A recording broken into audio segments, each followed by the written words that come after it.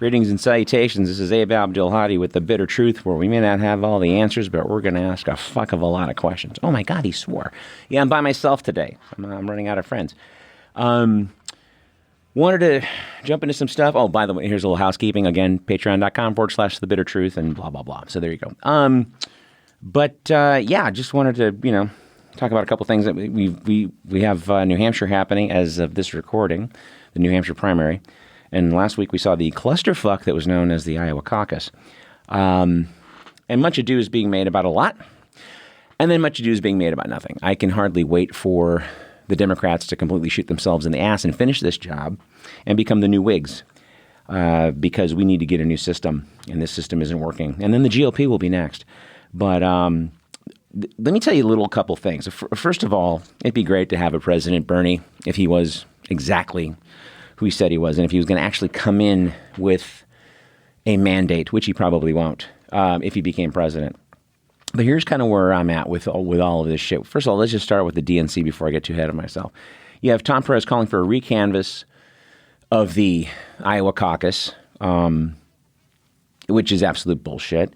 The app that screwed that thing up, the Shadow app, which is owned by a company called Acronym, basically is run by Hillary Clinton people and Robbie Mook and everybody else.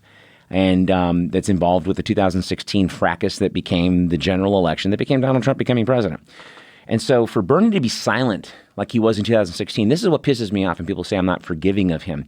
Because I bought into him the first time. His record wasn't great, but I bought into him because I thought, well, listen, he's getting out there. He's saying his shit. He's a democratic socialist or whatever that means. He's basically, center right in Europe and the Nordic countries that he likes a lot. But, instead of fighting for himself in 2016, he came out and said, Hillary won fair and square. He did 37 tour dates for her, while she did 8 for Obama in 2008 when she was in the same position, having lost that primary. And if you recall, she was the one who began the theory and floated out there that Obama could possibly be a Kenyan Muslim. That was her and her husband. So Donald Trump jumping on that birther thing that him and the right wing just ate up.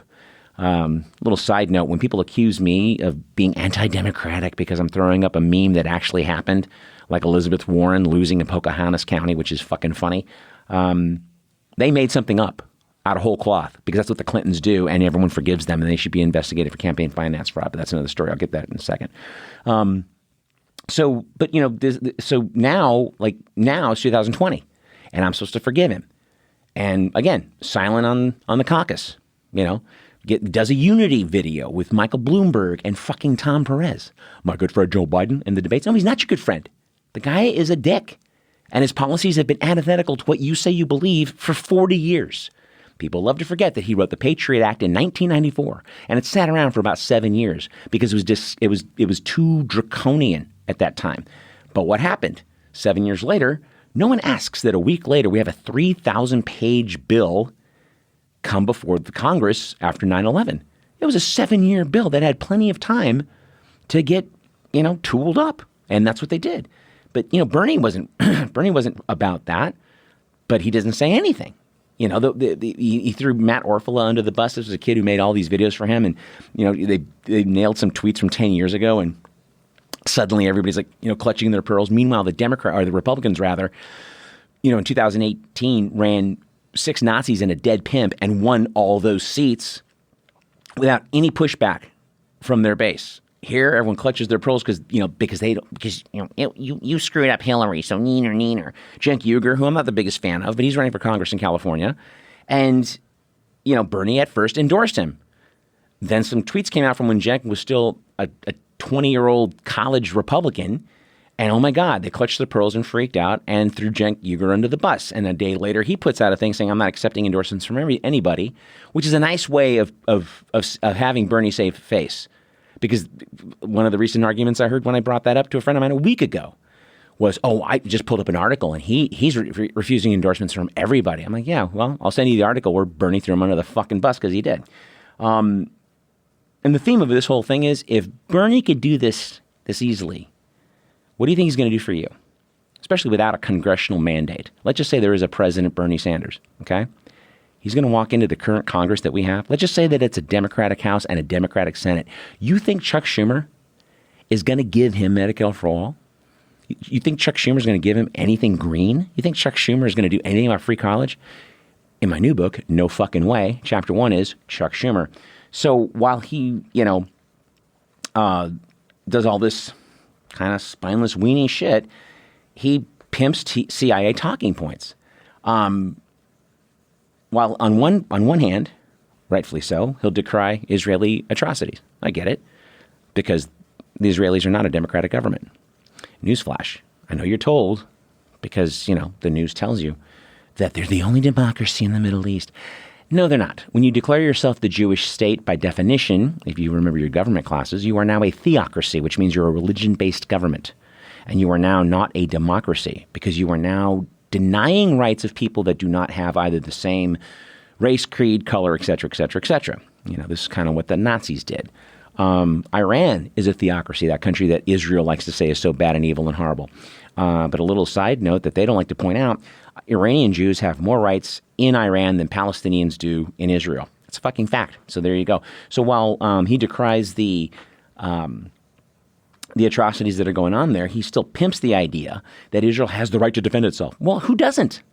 That's like the war against dandruff. That's a stupid thing to say. And defend itself against what? A bunch of peasants with volleyballs with some gunpowder in them? The Israelis have killed 2.1 million Palestinians in the last 70 years.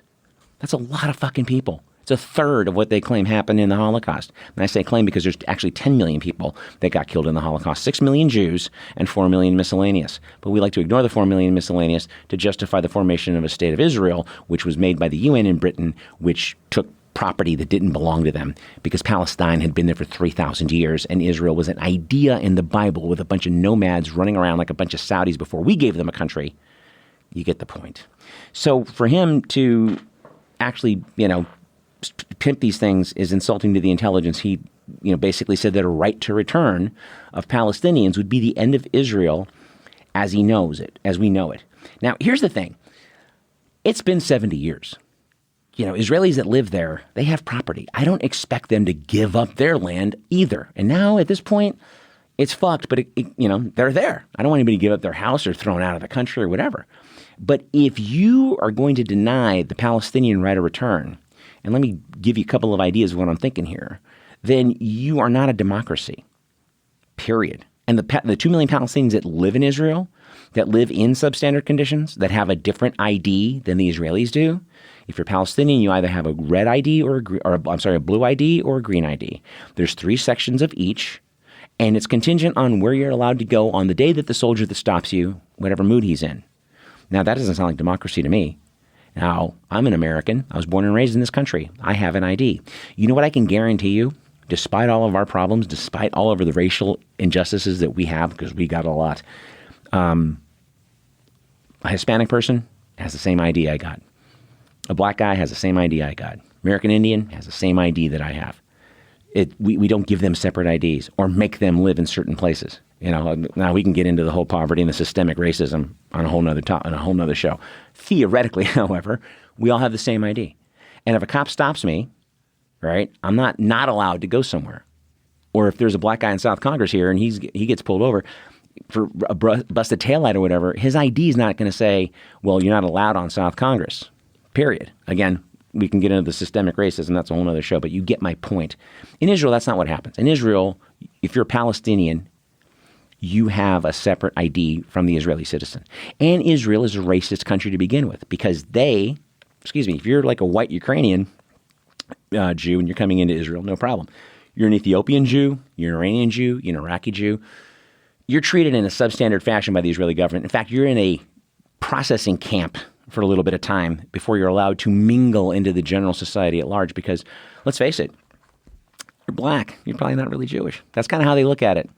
Sorry. And anybody who's Israeli or Jewish who wants to come on the show and debate me on this shit, I'd love for that to go down because I have emailed AIPAC like 5 times and they ignore me. And Ben Shapiro, he's too big for me, but he won't come on the show either. Dickhead. Anyway, let me take a sip of beer. Hang on. That is mildly tasty. So anyway, and I said earlier, pimping a 2-state solution is an insult to the intelligence. Don't talk to me like I'm 12. Bernie does this too. The thing that frustrates me about this is that if you've seen a map of Israel and you know where the West Bank is, that was supposed to be a proposed area for the land of Palestine. The West Bank is not biblical, by the way. Neither is the Gaza Strip. The Gaza Strip was an Israeli construct back in the 40s and 50s to lump prisoners into it. And everyone should have kind of paid attention when in 2005, Israel evacuated settlers out of Gaza so that they could have Gaza all to themselves. And how many times have we bombed Gaza and killed thousands of Palestinians since 2005? Quite a few times. So I'll leave Bernie alone on Israel for a minute because I got other fish to fry. Venezuela, Bolivia. I mean, he called Hugo Chavez a dead communist dictator. Fuck you. First of all, the guy wasn't communist. Second of all, I don't know what's worse. Him taking his people out of poverty or us trying to kidnap him in 2002 with his army coming into the embassy to save his ass because we didn't buy the army. And this last year, with 5 failed coup attempts by that twerp Juan Guaido, you know what we also didn't do? We didn't buy the army because Maduro's still in power and he's still the fucking president and he won an election. This is the thing we have to get across to people in this country. When they use this human rights canard, we don't make anything better. We haven't made anything better. That's not what we do. I just had John Kiriakou on the show recently. We talked about that specifically, why the Chinese are having a better run of the third world assistance than we are. Because they're not putting these people in perennial debt and they're not stealing their resources for free. They're helping these countries develop and then they're buying their resources. What a novel idea. We don't do that. We like them poor. In the 80s, when 50% of Venezuelans were starving, but they were capitalist, we didn't seem to mind. Now that they've gotten their poverty rate down to a 5% poverty rate compared to, say, a 30% poverty rate like Colombia next door, now we care because they got the oil, they got off the dollar, and we want Standard Oil to go in there like we've done with a bunch of other countries I'll talk about in a second. But to call him a dead communist dictator is not only disingenuous, it's just aping a CIA talking point. He's the same thing in Bolivia. They need election reform. No, they don't need election reform, dickhead. Evo Morales won that election by quite a lot, like 10 points. And you just don't like it that he won his 4th term, and he dropped that country's poverty rate down to 15%. And really quick side lesson here. The way these guys do that when they drop the country's poverty rate, they nationalize the resources. Not one company owns it. The government runs it. And then they pay their people higher wages because guess what they did? They raised the minimum wage. And then with the same government dollars, they build affordable housing. So with that raised wage, these people can now afford housing and, wait for it, food and medicine. So when people tell me, socialism failed in Venezuela, well, if we didn't have 140 fucking sanctions on Venezuela between Obama and Trump, we wouldn't have 40,000 Venezuelans dying in the last 18 months because they can't get medicine in there. And we stole Citgo, which if you drive around the United States, it's a big giant convenience store gas station. We stole Citgo, which was a Venezuelan company, gave it to Juan Guaido. We stole $1.5 billion in gold bullion from the Venezuelan government through the Bank of London. We froze their assets. Country of 40 million people. Oh, here's a little side news flash.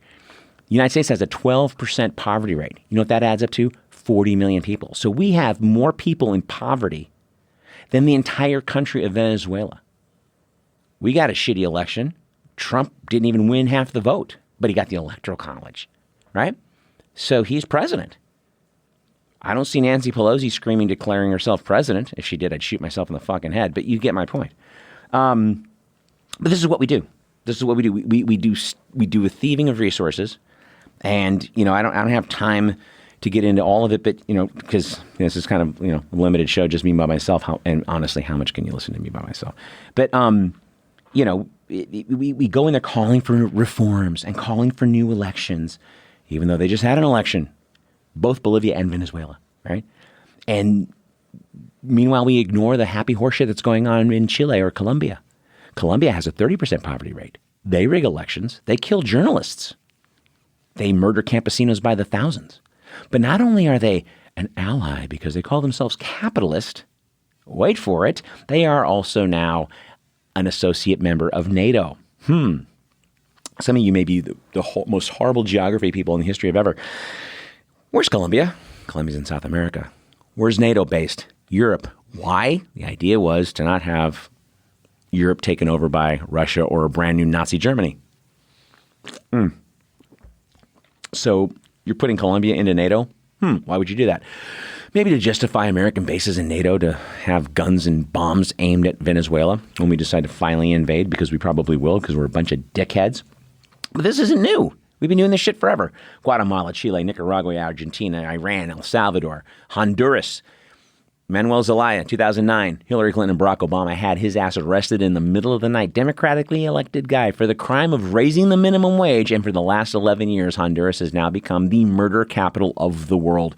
And then we wonder why people are fleeing Honduras, going through Guatemala, walking through Mexico to try to get asylum in the United States, which we've conflated with illegal immigration because we're stupid, and forgetting the other statistic that 60% of asylum seekers don't get asylum.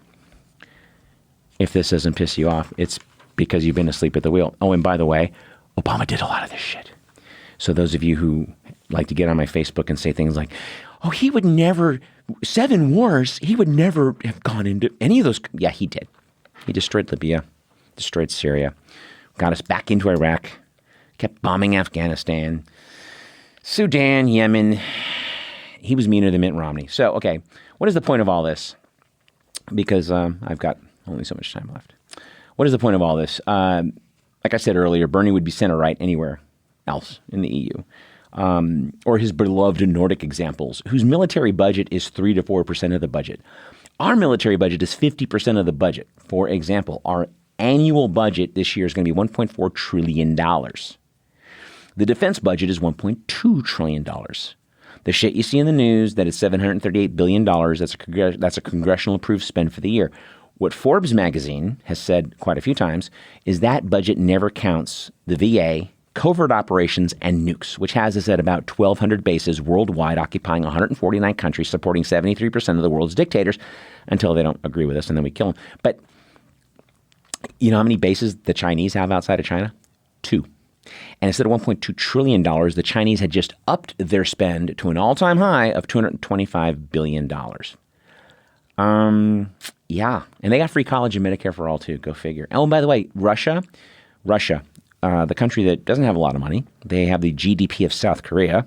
They just upped their military spend to $80 billion. Now, here's what's really interesting. The last 3 years, the Congress, both Republican and Democrat, and especially the latest Democrat House under Frau Pelosi, has given Trump an extra $130 billion on top of what he asked for. His first year in office, they gave him $80 billion over what he asked for.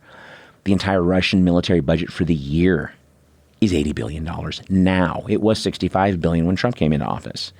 And they're the number 2 nuclear power in the world. Don't you think that's interesting? I think that's interesting. Hang on one second. Oh, excuse me. And by the way, I've had messages before about my drinking beer while I'm doing the show. This is an MSNBC. Go fuck yourselves. I'm drinking beer. So what's my big point? You know, people love and admire Bernie. You know, I like him. I don't think he's an evil guy. But they ignore all of what we just talked about. And while his supporters now will openly say, listen, man, he's got problems, man. You know, he's got these shitty advisors. He should hire better people. He should stop aping these CIA talking points. You know, here's the elephant in the room, man. How someone does anything is how they do everything. A guy named Jim Rohn said that. Now, Jim Rohn, the sports announcer, Jim Rohn, R-O-H-N. How someone does anything is how they do everything. And think about that in your own life for a minute. How often has that been true more than it's not? I mean, 1% of the time, you know, a guy gets into a fist fight and he hits a guy too hard, knocks him on the floor and, you know, puts him in the hospital. That's not the guy's MO. Shit went wrong. But 99% of the time, that guy's maybe who he is. You know, he's a dad. He goes to work, tries to tell the truth. You know, or you could be just a lying cocksucker, right? Like Bill Clinton or Donald Trump. That's who they are. It's not a mystery. Hanging out with Jeff Epstein or whatever. That's a whole other topic I won't get into right now because I'm almost done here. But these people give St. Bernie all this support. At the same time, they're questioning him, ignoring that one thing. If he's doing this to his supporters, if he's just easily aping these CIA talking points, regardless of how many people die from sanctions or invasions or coups. How many people in Bolivia have been killed because we decided to upset a stable government and install a Christian right-wing fascist dictatorship that are going to have new elections this spring? Why have new elections this spring? Because you want to give up lithium and natural gas to the United States so you can guarantee your $500,000 a year. It's kind of what it is. So I guess my point in all of this is, Bernie can talk about all the free cake and no death that he wants, and he's going to get fucked again. Sorry, and he's just a big giant sheepdog, not unlike Eugene McCarthy in '68, who took Bobby Kennedy's delegates promising to run and then gave them all over to Hubert Humphrey, which is why they had a big fucking riot, and which is what I'm hoping happens again this year. Yes, I mean that from the bottom of my little black heart. And people love to ignore the fact that 68% of his voters voted for Hillary Clinton, where they love to blame Jill Stein. But the polls show that 60% of Jill Stein voters would not have even shown up to vote at all if she wasn't on the ballot, because you're not going to get Green Party or tree hugger type people or people like me that like the environment to go vote for a pro-fracking, pro-ranking, pro-war, pro-invade Libya, pro-invade Syria, pro-piece of shit candidate like Hillary Clinton with the Clinton Foundation, which is the biggest fix in the history of ever. The Stein voters aren't going to show up and vote for her. 60% of them would not have shown up to vote if it wasn't for Jill Stein being on the ballot. Meanwhile, 68% of Bernie voters went and voted for Clinton, doing exactly as they're told. Side note there, don't be a fucking slave. So if there is a president, Bernie, tell you a couple of things really fast. Well, shit won't get done. Shit won't get done. He's not going to have a mandate in the Congress. He's going to have Frau Pelosi and Herr Schumer running the House and the Senate respectively, and they're going to be beholden to, wait for it, their corporate donors. In fact, they would rather lose to Trump again. That's why Michael Bloomberg is paying $300 million for advertising to try to get into the debates and try to confuse the masses, because the second ballot is going to be all superdelegates. That was the new rule they made a couple of years ago when they went to reform themselves. That was their autopsy. So if Bernie doesn't get the regular delegates in the first round by an overwhelming majority, the superdelegates kick in on the second ballot. And let me give you a quick number on how he got cheated the first time, because I do meet idiots every now and again that say things to me like, well, Bernie lost. Hillary won fair and square. No, not really. You had 27 to 23 states in Hillary's favor. 4 of those states were super delegated. And there's more states that were investigated for election fraud, like flipping a coin in Iowa or 200,000 voters mysteriously disappearing in New York. But let's just stay with the 27-23 count. West Virginia, Minnesota, Michigan, and Hawaii were super delegated against the will of the voter. Give you an example. West Virginia, every county voted for Bernie Sanders. But they superdelegated Joe Manchin, they superdelegated West Virginia to Hillary. So 4 states were superdelegated against the will of the voter. You flip that count alone, barring the investigations of the 14 other states, well, Bernie then wins 27 to 23, handily, no problem. But because superdelegates were invented in 1982, I said invaded, maybe it was a Freudian slip. Because superdelegates were invented to prevent a George McGovern or a Jimmy Carter from getting the nomination again, because they weren't super corporate friendly. Yeah. So if there's a President Sanders, shit won't get done. He'll blame the Republicans. And also, I got some friends in the finance field. Talked to them quite a little bit. And one of them made a very interesting point to me, because we are due for another recession. Probably won't happen till 21 or 22. Let's just say there is a President Sanders and there's a massive recession. Who's going to get blamed? The so-called socialist. And then every talking head, every fucking meathead moron, from Sean Hannity to goddamn Rachel Maddow to Chris Matthews, who's a fucking right-wing prick. Even though he's on MSDNC, that station is just, they're the Alan Combs of the 21st century. Then they'll just say, hey, you can't have a socialist in office, man. The whole thing's going to fall apart. Ignoring the fact that capitalism gets a nice big bailout every 4 to 7 years. And we subsidize every single industry in this country, including banking. So that's kind of it, man. That's sort of the deal. Without a mandate, President Sanders ain't gonna fly. And there won't be a President Sanders because he's not going to get the nomination. They're going to give it to some other tool who will lose to Trump. They're going to give it to Buttigieg or somebody, or Bloomberg. Because, let's face it, Biden's gone. Warren is almost gone. Amy Klobuchar, my shoelaces could win an election before Amy Klobuchar. So that's kind of it. That's kind of my little thing. Why Bernie is not your friend. Kind of this skinny. And I had Cindy Sheehan on the show a couple of times, and one thing she said to me about 8-9 months ago that kind of hit me like a ton of bricks. And kind of following this rubric or this model or whatever the hell you want to call it. I'm tired. If anybody voted for a war or for the defense budget, I'm not voting for them. And that leaves Tulsi out too, even though I kind of like her quite a little bit. I got issues with her. No one's perfect, by the way. I'm not doing this purity test bullshit. I'm not looking for someone perfect. But I'm also not buying into that someone is going to save me with a vote. What's going to have to happen is what's been going on in France for the last 65 weeks. 500,000 people showing up every fucking weekend and knocking shit over. And guess what? They've achieved about 70% of their goals, which is to not privatize the ports, not privatize the airports, not tax pensions, not get rid of free college, not get rid of free health care, get rid of the bullshit gas tax that Macron put on the middle class because he gave his corporate buddies a big $500 billion tax cut. And then he's going to go to the people to make up for it. Doesn't that sound wildly familiar? Because that's what's happening. So anyway, guys, that's kind of about it. Again, appreciate the support. A lot of you guys are very, very cool people. And those of you who do become members of the show, can you give me a mailing address so we can send you some stuff? Because, it's why we like members. We like to give them some free shit. But listen, guys, again, patreon.com/thebittertruth. And you can get some fabulous swag to make your lives better. And if this stuff makes you uncomfortable, it's supposed to. Sleep tight.